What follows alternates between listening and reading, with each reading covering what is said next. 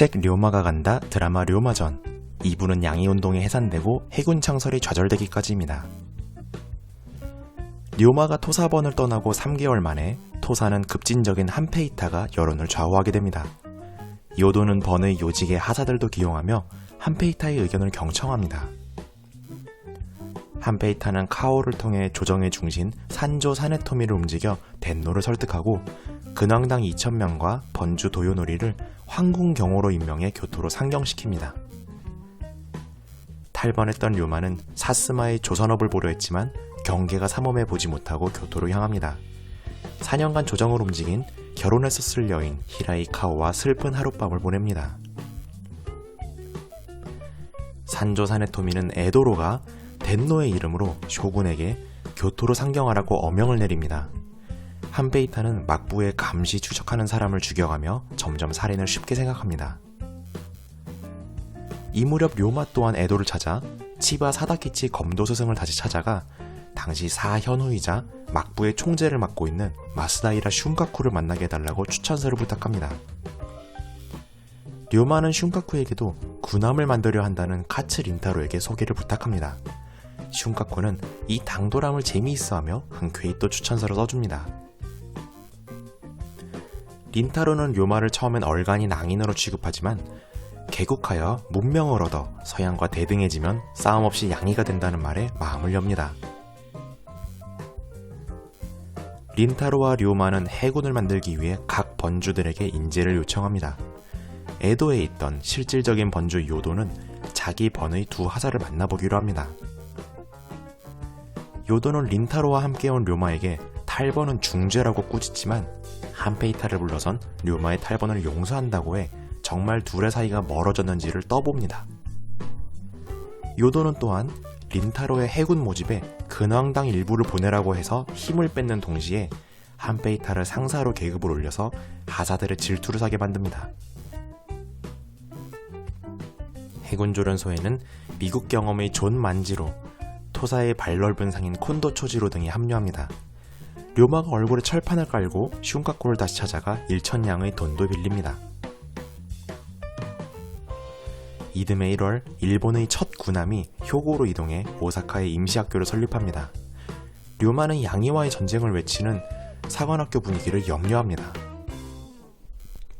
린타로는 각 번에서 고루 모인 인재들이 배움으로 저절로 변할 것임을 미리 예측합니다. 한페이타가 린타로가 개국파라며 암살객을 보내지만 암살객이 린타로에게 감화될 지경이었습니다. 3월의 막부 실세는 요시노부가 덴노를 아련하면서 5월부로 양이의 실행을 덴노에게 약속합니다.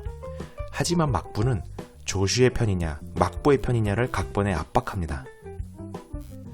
이러자 5월에 양이 실행을 한 것은 조슈뿐으로 미국, 영국, 프랑스, 네덜란드 연합군에게 대패합니다. 양이파 문인들은 전 일본에서 조슈로, 산조 사네토미도 사스마로 유배되듯이 보내집니다. 토사 근황당은 삽시간에 조정의 아첨한 죄로 붙잡혀 토사로 압송됩니다.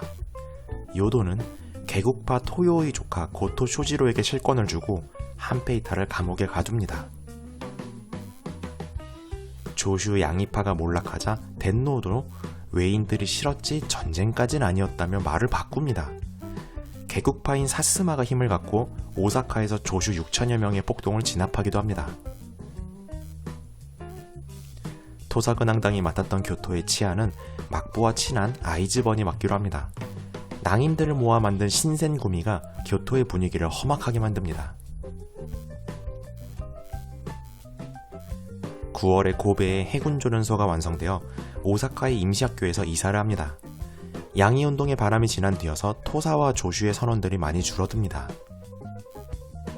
이 무렵 료마는 이케다야 여관의 점원 오료의 빚을 선뜻 갚아주며 은혜를 베풉니다. 교토의 오료는 양이운동이 다시 일어나고 있는 동태를 주기적으로 료마에게 알려줍니다. 조슈의 카츠라 코코로 등 양이파가 6월에 교토에서 거사를 하려 하나 들통나고 모임 장소였던 이케다야 여관이 막부의 신생구미의 습격을 받습니다. 료마는 양이에 가담했던 해군 동료를 구하러 갔지만 그 동료는 구해내지 못하고 오료의 도움으로 고코로는 구해냅니다. 류마는 신생구미에게 쫓기는 신세가 되어서 교토에 들어갈 수 없는 신분이 되어버립니다. 고베로 돌아오는 중에 죽은 어머니를 똑 닮은 테라다야 여관의 주인 오토세와 친해집니다. 류마는 얼굴에 철판을 깔고 이케다야 여관을 잃은 오료를 고용시켜달라고 떼를 씁니다. 조슈고는 7월에 교토로 또 집결해 급문의 변을 일으키지만 사스마가 또 저지해냅니다. 덴노는 어소를 향해 총을 겨눴던 조슈를 조정의 역적으로 명하고 진압령을 내립니다.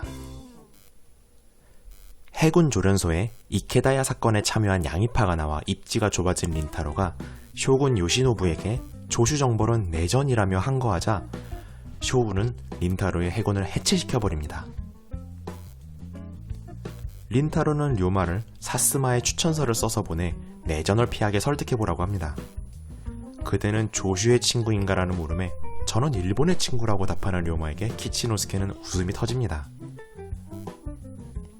사스마는 막부에게 전쟁 대신 중심 몇을 퇴출하는 것으로 대체하자고 제안합니다. 전쟁을 치를 돈이 없어서 일개 번의 말을 듣게 된 막부는 프랑스의 힘을 빌리려 합니다.